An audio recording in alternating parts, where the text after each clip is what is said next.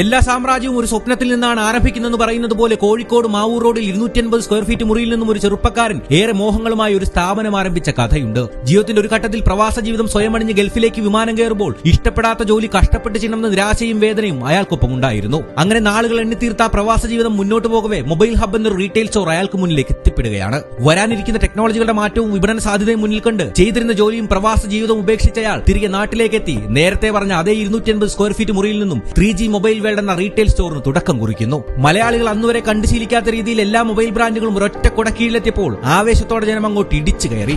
അതിന്റെ പ്രതിഫലനം എന്നോണം 800 മീറ്ററിനിടയിൽ 7 ഷോപ്പുകളാണെന്ന് 3G മൊബൈൽ വേൾഡ് കോഴിക്കോടിനായി തുറന്നു കൊടുത്തത്. അങ്ങനെ ആ സ്വപ്നയാത്ര ജനറേഷനുകളുടെ മനസ്സറിഞ്ഞ് മൈജി എന്ന് പകരം വയ്ക്കാനില്ലാത്ത റീറ്റെയിൽ ബ്രാൻഡായി മാറിയത് മറ്റൊരു ചരിത്രം. അതേ മൈജി ഇന്ന് കേരളത്തിൽ അങ്ങോളം ഇങ്ങോളം 125ഓളം സ്റ്റോറുകളും 3000-ലേറെ ജീവനക്കാരെയും ചേർത്തുപിടിച്ച് ആ ജൈത്രയാത്ര തുടരുകയാണ്. പറഞ്ഞു വന്നത് AK ഷാജിയുടെ കഥയാണ്. മലയാളികളുടെ പ്രിയപ്പെട്ട മൈജിയുടെ കഥയാണ്.